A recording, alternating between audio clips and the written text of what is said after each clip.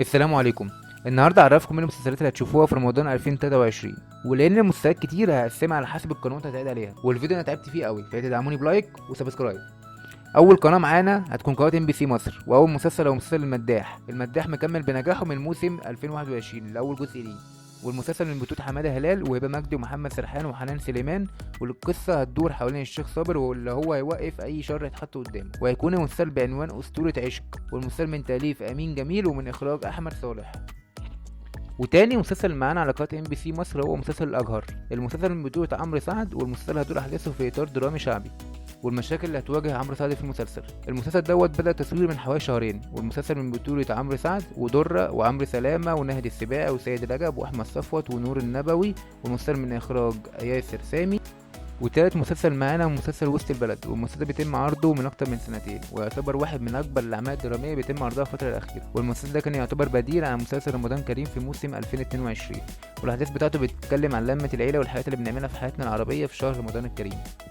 ورابع مسلسل معانا مسلسل الهرشة السابعة من بطولة الفنانة أمينة خليل، والمرة دي بطولة مطلقة ليها، وكان آخر عمل ليها كان في رمضان 22 في مسلسل العائدون، والمسلسل واضح من اسمه إنه عمل كوميدي وهيتكون من 15 حلقة بس، والمسلسل من بطولة أمينة خليل وعايدة رياض وأحمد شاهين وعلي آسر، والمسلسل من تأليف مريم نعوم ومن إخراج كريم الشناوي.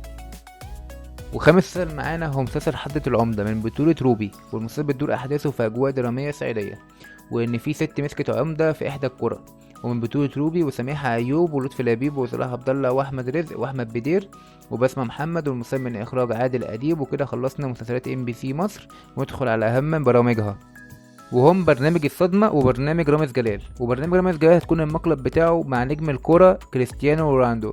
وبكده نكون خلصنا من كبيرة المسلسلات قناة ام بي سي مصر والبرامج بتاعتها. ندخل على قائمة مسلسلات قناة دي ام سي، واول مسلسل معانا هو مسلسل العمدة بطولة الفنان محمد رمضان. ولسه محمد رمضان بيعمل مشاكل مع عيلته، وهو عمدة المرة دي، وهتكون المشاكل هتحصل بينه وبين عيلته في إطار درامي. مسلسل من بطولة محمد رمضان ومنى فضالي وزينة وهالة صدقي وإيمان العاصي وأحمد داش ومي كساب وبيومي فؤاد وعصام السقا وأحمد فتحي، والمسلسل من تأليف مهاب طارق ومن إخراج محمد سامي، المخرج اللي اخرج له معظم اعماله. وتاني مسلسل معانا مسلسل رمضان كريم الجزء التاني، واحد من المسلسلات المنتظره بسبب نجاح الجزء الاول الكبير رغم عدم عمل جزء تاني في 2022. والمسلسل بتدور احداثه في حاره شعبيه، واحداث المسلسل بتكون في شهر رمضان الكريم، والمسلسل من بطولة السيد رجب وسلوى عثمان وسلوى خطاب وكريم عفيفي وكريم الابنودي واحمد صيام وبيومي فؤاد وويزو وبدرية طلبة، والمسلسل هتكون من تأليف احمد عبد الله ومن انتاج احمد السبكي ومن اخراج سامح عبد العزيز. والتالت مسلسل معانا مسلسل عمر نادرة من بطولة نيللي كريم، والأول مرة نيللي كريم هتعمل دور صعيدي وهتعمل دور ممرضة صعيدية، ومسلسل من بطولة نيللي كريم وكمال أبو ريا وجمال سليمان وأحمد محمد فريد وفريد سيف النصر ومحمد لطفي وجمانة مراد.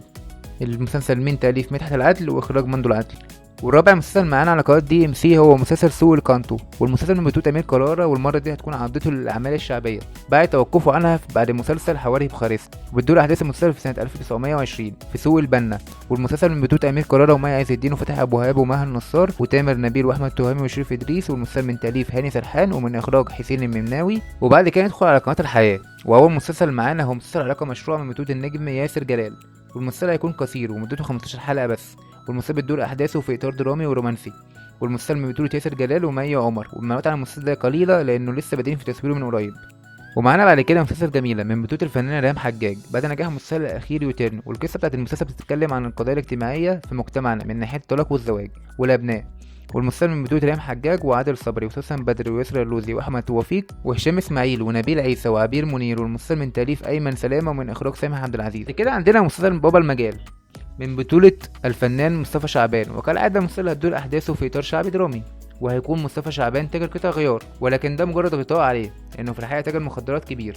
والمسلسل من بطولة مصطفى شعبان وياسمين الريس وجمانة مراد وباسم سمرة وراد الخولي وسوسن بدر ومحمود حافظ وضياء عبد الخالق، والمسلسل من إنتاج كامل أبو علي من تأليف وإخراج أحمد خالد موسى.